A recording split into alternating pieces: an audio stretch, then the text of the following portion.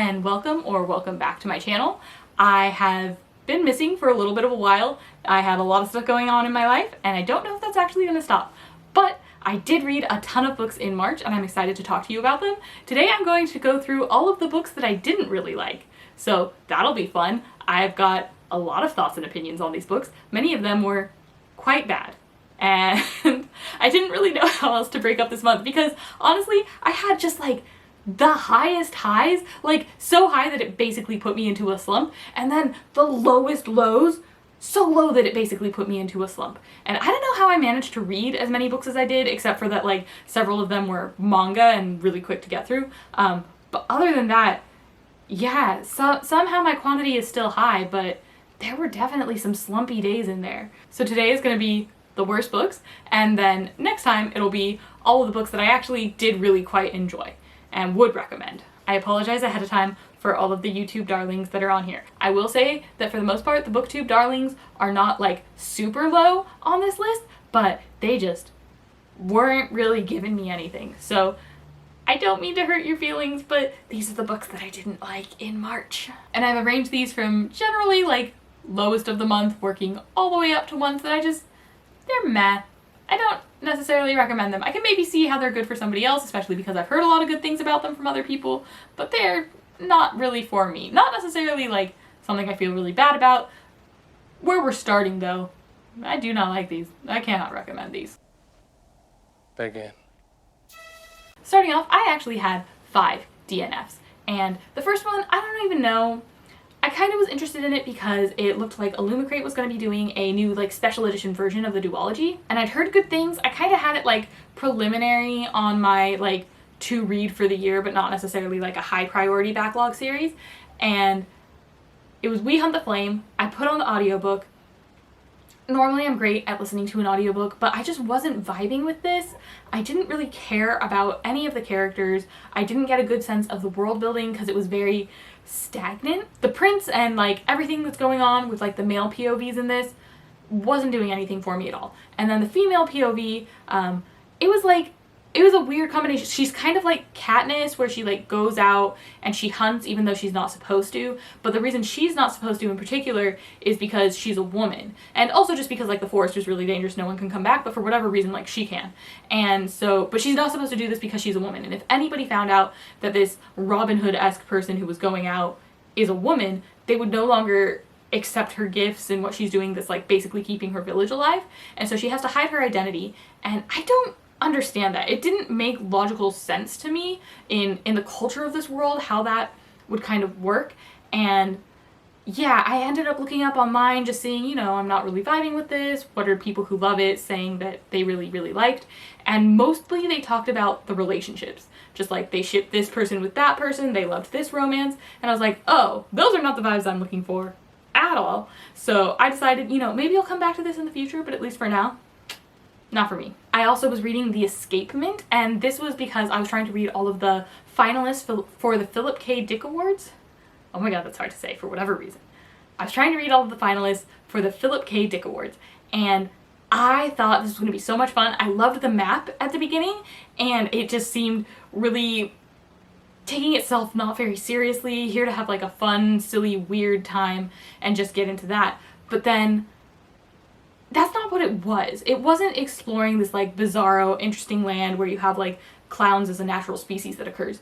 It was more of like a father, I think, going through his grief, and this was his escape from the real world, but then sometimes you get these cutscenes where he is in the real world, and I just wasn't vibing with it. I didn't think the writing was very good. I have read and liked things from this author before, though the most recent of which that I read, which is the final in the Judge D series, or at least the most recent one, I didn't vibe with the writing at all in that, and I didn't vibe with the writing at all in this. This is the first thing that I've read from him that isn't like a short story. But it just seemed very dry and removed, and the type of language that he's using just made it really, really difficult for me to connect with anything that was happening. So I didn't like this. It had some cute and funny type of like play on clown jokes toward the beginning, and those were fun. I didn't really care about the Western and like machismo type of stuff that was going on, and yeah, just ultimately decided I am dreading picking this up again, so I'm not gonna. Be kind kind to yourself. I also started going through The Monarchs, and this is the sequel to The Ravens. I really liked The Ravens when I read it at the end of 2020. I don't know if I would love it as much now. I've read almost 500 books since that time, so I think that my standards have probably changed a little bit, and also how much I've been vibing with more of a YA type of space. But everything that I liked about The Ravens was missing in The Monarchs. So in the first one, I loved those feelings of sisterhood, and in the second one, people are kind of feeling estranged from one another, or they're too busy doing other things, and so they don't spend enough time together. And I liked the burgeoning relationships and just like those flirty little banter moments that you would get back and forth between characters who had good chemistry. And in this one, there's a couple of different reasons, but those relationships are also estranged, and so they're either finding ways to not interact with each other, or when they do interact, they're both kind of too butthurt for anything to actually happen that's fun and charming. And then also, the first one was exploring a lot of like magic and what their powers can do and how they can interact together.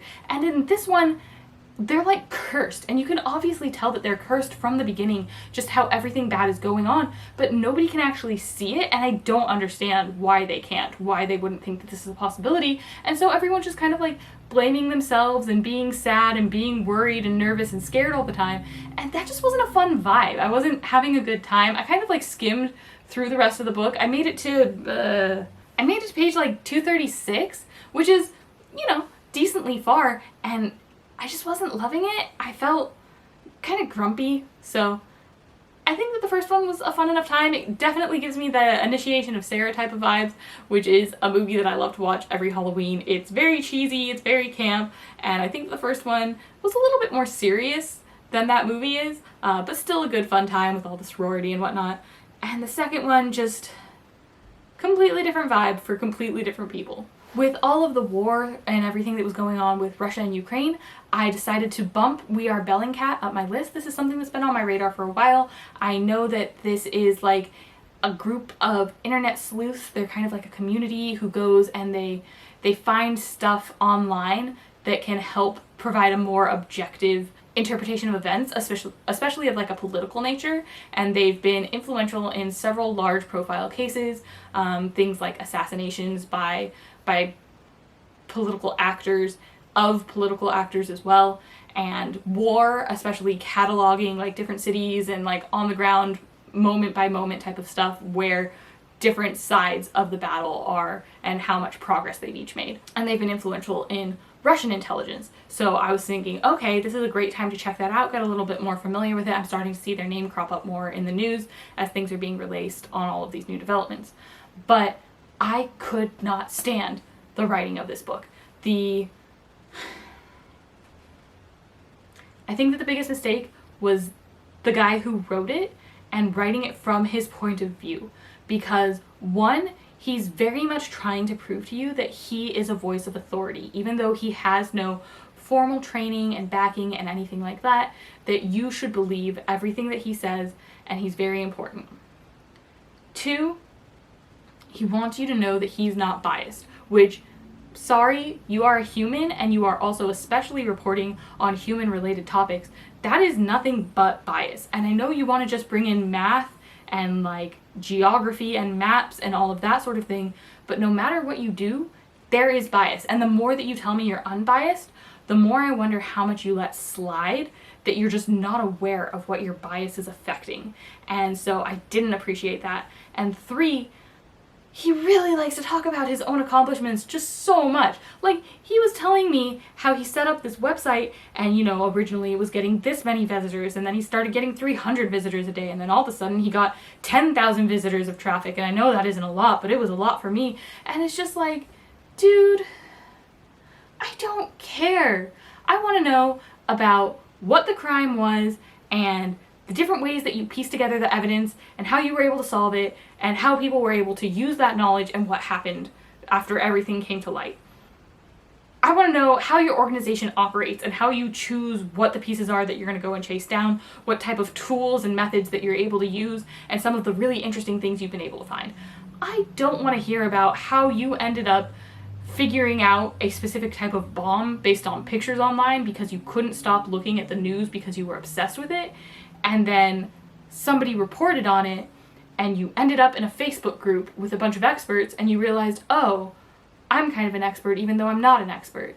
Like, yeah, I don't know, that's how expertise happens. You keep doing a thing enough and then you're able to recognize things. And it was a lot, and it wasn't any of the things that I wanted from the book, so I think that I might research the organization a little bit online, but I cannot stand the way that the author wrote this book. Also, a book that I could not stand how the author wrote it is Mordu. And man, am I disappointed in this, because I had such high hopes. It has so many of my buzzwords, and like, they're eating a dead god to gain powers. Like, how cool is that? I want to know so much more. And then I started reading it and I didn't want to know more. I didn't want to know more at all. I don't like the way that he writes dialogue. I think that it kind of has that feeling of like, you know, Tom Sawyer, Huckleberry Finn, where you're trying to do like a very specific dialogue, except it's a fantasy world and also terrible. I don't like the way that they speak. I think that the main character is just super, super boring, and there's also like one female character who hangs out in their gang. She's like the girl of the gang, and the way that it's implied makes it seem like she's beautiful and he's into her, but also they barely know each other, they barely interact, and I think it's mostly just he's never really interacted with a girl long term before. Like, he barely just has his mom in his life, and she multiple times calls out how she sees him as a brother, and she calls him a brother and that sort of thing. And yeah, everybody just keeps saying, oh, your little girlfriend, and just assuming like in this very heteronormative, just, oh, there's a cis boy and a cis girl, yeah, they should be dating, they're just obviously together. And on top of that, okay, so the whole thing starts off because his dad is really sick. He's got like this weird disease where he like keeps barfing up worms, and then he's like exhausted the rest of the time, like dying in bed, and then he's got his worm jar next to him because sometimes he'll just like vomit worms for a really long time, and then he's exhausted and he goes back to sleep. And he gets medicine, and when he's able to get his medicine, he does better. And so his son is constantly looking for money or medicine so he can like use the money to get more medicine and help his dad, because that just like makes his life a lot more better, and like maybe he can heal, probably not, but like maybe.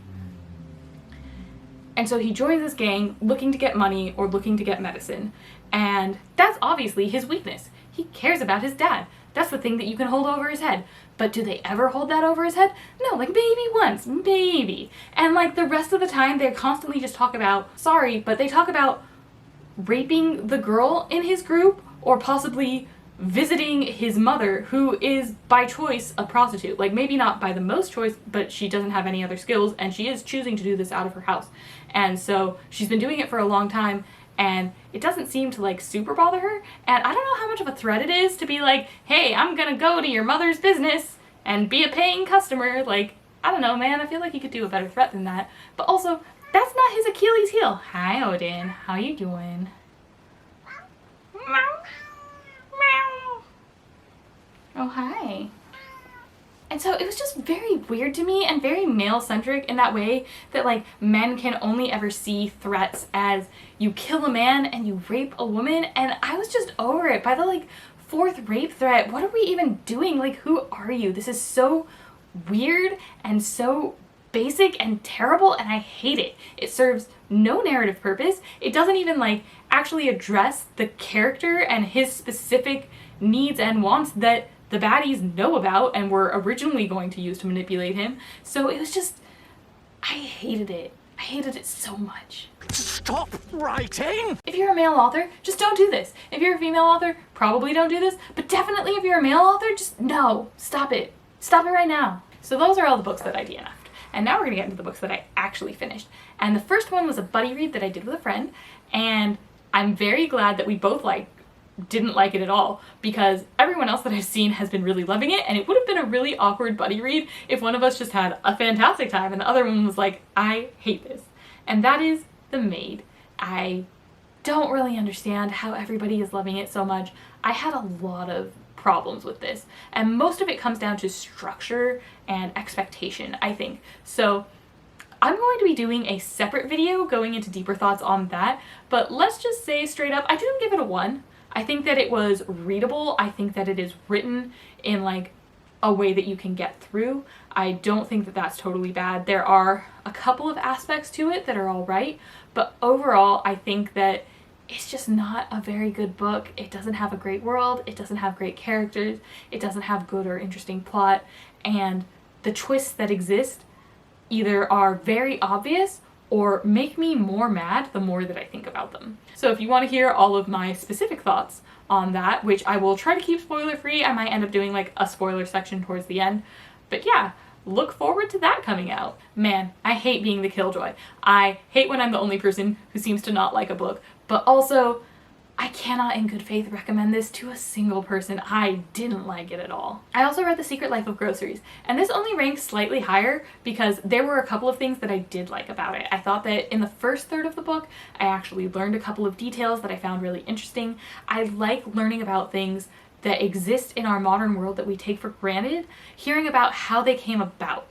Because it's super basic things, you know? But there was a time when those things didn't exist and somebody had to be the first person to invent it. And things like shopping carts, you know, they're talking about it in this book and how he originally created shopping carts and he made them so they like fold and stack and it's fantastic. But also, people were used to only shopping for what they could carry. And so it was a complete new mindset and they did not use the shopping carts, which is crazy because everybody uses shopping carts now. They even have like little baby ones so that your child can pretend that they're shopping along with their own little cart.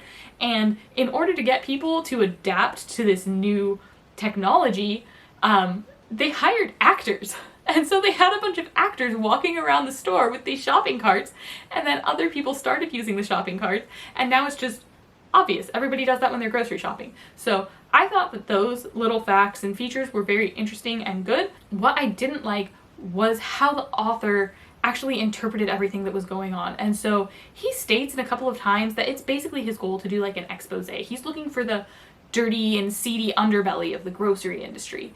And there are a couple of times that he finds it, and there are a couple of times when he honestly doesn't find it, but like sort of pretends to, and all he has is his own anecdotal experience.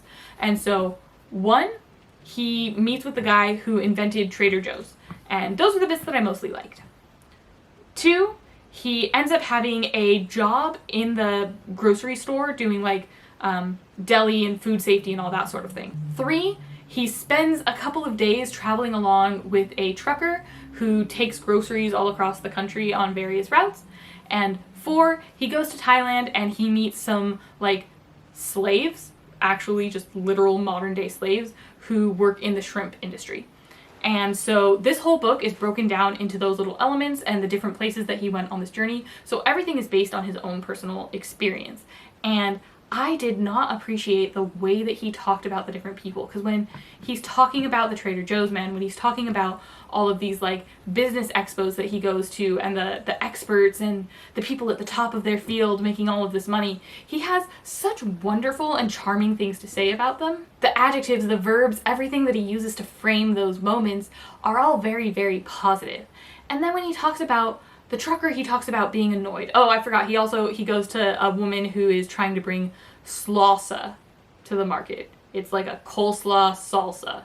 And so she's going to all of those like expos and stuff and trying to get her product onto shelves. He is not nice to these people, especially when he's trying to expose them as the people that are being left behind, the people that are being exploited.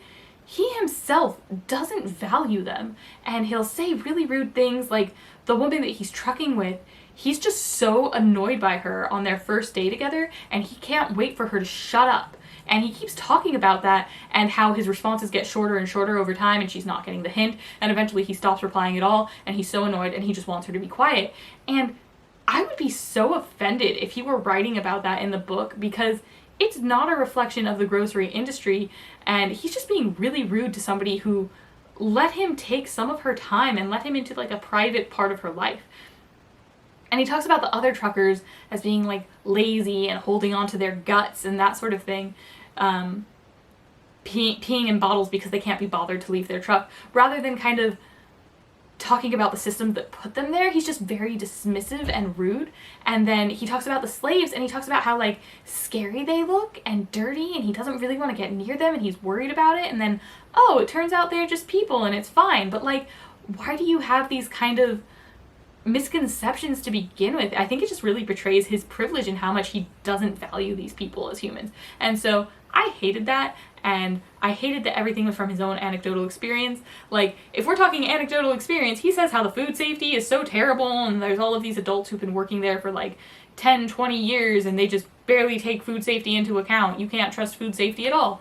Whereas if we compare my anecdotal experience, I have a wide range, but I think the one that most starkly contrasts is just having apathetic minimum wage high school teenagers who mostly are like going on dates and doing their schoolwork and stuff and don't really care about this job at all, and they still followed food safety protocol. And he's talking about it like nobody follows food safety protocol. Like maybe they did it on the first day of his orientation and never was, it's something that he saw again. And it's like, yeah, you probably just didn't notice it. People were just doing it in the background, dude. You're looking for an expose. So it was really biased and just, I did not like the author. This one I did briefly mention in my May TBR video because this is a short story that I read in a continuation series on Tor.com. This is the 4th Judge D series, like, story. And it was bad. There was nothing good. There was nothing of value. I didn't think that the writing was good. I didn't think that the plot was good. We didn't learn more about the characters. There weren't any new characters that I really liked. It was just very boring and very bad. And the only reason it ranks higher on this list is because it's so short. And it didn't do anything offensive. It was just not good.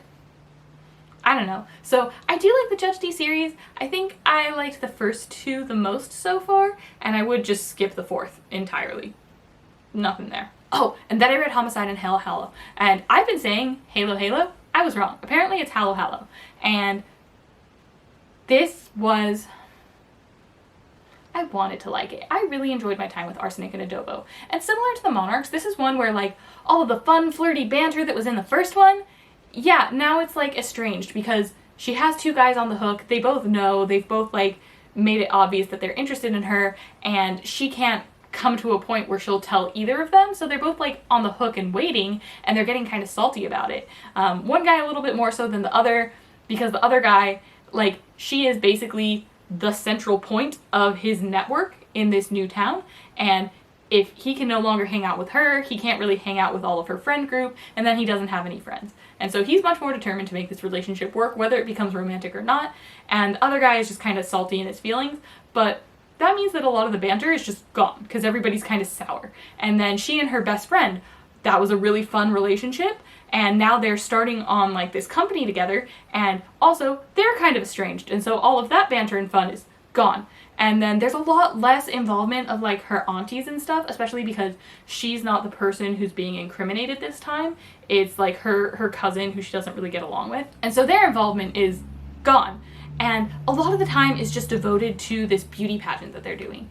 And it's got a lot of moments that make me feel very SJW, like you're preaching to me what your views are, and I don't necessarily disagree with those views. I just don't think that they belong here, and I don't think that they're being like well crafted in their integration into this book. Like, we mention who everybody's skin color is when they're being introduced at the pageant, even though a lot of these characters we met in the first book when she was going around to all their different like restaurants and whatnot. And there's a couple of points where it's like well integrated. There's an asexual character, and it makes sense in the story why that would come up in conversation and how it could play into like whether or not they're a murder suspect. And I don't know, it was like fairly well done. I was cool with that. And then there's a moment later on where you're just given like the end of a speech of one of the contestants, and you just catch the tail end where she's complaining about how progressive this new beauty pageant is, but it's not progressive enough. Have they considered these other things that they're not doing? And then she just basically mic drops and walks off stage, and the MC is like, oh, okay, yeah, I guess that's something to consider, and just has to keep the show rolling. And it's like, it didn't have any impact on the plot, so why was it there? It was just like a weird place to kind of like shoehorn in another political belief, and I could see it spread out over the series, kind of integrating these piece by piece, but it didn't feel well done. The book is really short, and they just got shoved in a lot of different thoughts. And so I don't really think that that worked. I think that the pacing was really, really off and very poor, and it did one thing that I just absolutely hate, and I will probably be the only person to really point this out, because it's like a throwaway line in a throwaway paragraph towards the end of the book. But the girl in this one who's being incriminated, she has been trying to solve the mystery for herself. And you don't really see her for a lot of the book, and I think that this paragraph is just meant to show you, hey, in the meantime, she's also been trying to solve things. And she gets it into her head that because this guy who died was kind of like a philanderer, maybe he got somebody pregnant. And then that person is upset about it. And so she leverages her job working at the hospital, which she was away from for a while because the hospital didn't want to be involved in whatever this case was. And then she was like absolved enough that the hospital was like, okay, you can come back to work for now, but like, we're still not so sure about you. She leverages her job at the hospital to go to the maternity ward to go through their patient records looking for a name or a relative of someone who this guy might have slept with and gotten pregnant. And I cannot begin to express the HIPAA violation that is, because one, you should not be going through those files at all. You have no reason to be there. I'm not even sure she works in the maternity ward to begin with. Those are not for you. You're not allowed to look at a patient's file who is not your patient. Two, you are getting information on everybody else, because if they have like a paper system and she's going through it, every name that she has to pass by and read to check if it's one of the ones on her list, you're now knowing that person at least went to the maternity ward. You don't exactly know why, you don't know what they were there for and what the outcome was, but you have more insight into their patient history than I think they would want you to know. And then if you do find any of the people that you're looking for specifically, you're opening up their files, and even if you're just like glancing and trying to see like a doctor's name that you recognize, again, that's still more information than you should have on that person. It is terrible. It is such a privacy violation. I cannot even begin to fathom how this happened. Even if you're looking at digital records, if this is a hospital that's been updated enough to have those, and just like, I hate this. I have been so trained from when I worked in the medical industry. That is such a huge no-no, and like, I love to have my privacy, so I would absolutely hate this. It is terrible, and it does not make me go, oh, good for her, she's still researching. I'm just like, you just got your job back. Fire her, fire that woman right now. Then I read Finlay and Donovan knocks him dead, and like, I don't know, it was okay. I don't have really strong feelings on it. I think that for a lot of the book, I was like, why are we doing this? Why are you trying to protect this person? And why are you doing the things that you're doing? Like, this is crazy. Are you just crazy? This is bad. Don't do that. So I didn't really enjoy it. I do think that toward the end, it kind of pulled it out a little bit. There were some interesting things that happened, and I think that the culmination was like, all right. But for most of the book, I just wasn't vibing, and I think that the first one was pretty fun. I hope that maybe this is like a middle book syndrome type of thing, but at this rate, I don't know how interested I am in continuing on with the series, but I still look back on the first one fondly, and I hope that people will really continue to enjoy that one. The second one just wasn't it.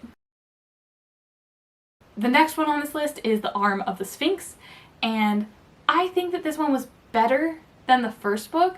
There were some moments that got me interested, or I started to actually like some of the characters, but I also got so mad. And this is very slight spoilers, but he's been away from his wife for a long enough amount of time that he's starting to reconsider their relationship, if they'll ever find each other again, if they'll be the same people that they were when they dropped off, because so many things have happened to him, and maybe so many things have happened to her, and it might just be time to like move on with his life and accept that they're now new people. And I don't like when characters cheat. Or humans. I don't like cheating in general, really. Especially when you haven't been able to talk with that other person and there's not a strong justification for it. I don't even like the thoughts of like considering if you're gonna cheat. And I understand that his circumstance is kind of weird because he can't actually contact her, but like, man, the way that it was done and the way that the way the author was writing it to kind of lead me to a specific conclusion and like desiring a specific outcome that I didn't want to desire. And so I just felt very forced in that, and I didn't like it, and I didn't buy into it because it just like is contrary to what I want anyway. And I didn't like how it was just assumed. It felt bad. But I did really like the Sphinx, as mentioned in the title, and I liked Lolita a lot, and her little squirrel, and like those were fun. But I still think this series is just, I don't know where we're going, and I'm not really along for the ride. I'm sorry, because I know the series is beloved, and I thought from the very initial chapter that's available of the first one, I thought I was going to love this book. I thought this was going to be a new favorite series for me, and I was so excited. The writing was so charming, and the ways that he used phrases. I loved the wife and how she was portrayed. I was so young. Sweet Summer Child. I did not like it. It was, I mean, like, I don't hate it, but I feel like I'm forcing myself to just slog through it because I'm not connecting with any of the elements. And I wish I was, because everybody loves this book, and all of their mothers love this book, and everybody else loves this book. Probably their dog loves this book. And it exists on a slightly higher note, but still not really for me, is the last book on this list, which is Before They Are Hanged. And I feel like I enjoy it while I'm in it, but at the same time it's one of those books where I can put it down in the middle of a paragraph, and when I set it down I just like don't get the urge to pick it back up. I kind of have to force myself to keep reading, and I don't dislike it, and there are even elements that I actually do quite like. There are some things that are really done well, and I can appreciate it while I'm reading it, but I have a hard time reflecting back on it. It just leaves me kind of feeling hollow, and mostly I'm a plot-driven reader, and this is a character-driven story. And so I don't have a lot of things that I can actually think about that happen. There's not a place or an item or verbs that I can really apply to situations and remember chronologically what happened. There's like the occasional scene, but these are like 500-600 page books. And I feel like I should have more to reflect on than what I do. Because it's like building up these characters, and I don't dislike the characters, I just don't love them and feel attached to them. And so there's not a lot that's there for me personally. I don't dislike it, I just also don't feel super compelled by it. And so I will continue on with this, and I'll probably end up reading all of the books that he's written in this kind of like first law world, but it is not the stellar read that I was hoping for. It's just not something that I can really connect with. So those are all of the books that I hated and or just felt kind of meh on, and thank you for coming along with me on this journey. I am so sorry if you love these books, because I just didn't. And maybe it was me. Maybe I was in the wrong state of mind. Maybe these just aren't the right books for me as a reader, but also they just suck. If you like talking all things bookish, feel free to comment down below. Also like and subscribe, and I will see you in the next one. That one's going to be a lot more positive. We're going to be going over the books I actually did really enjoy. See you then. Oh, hi.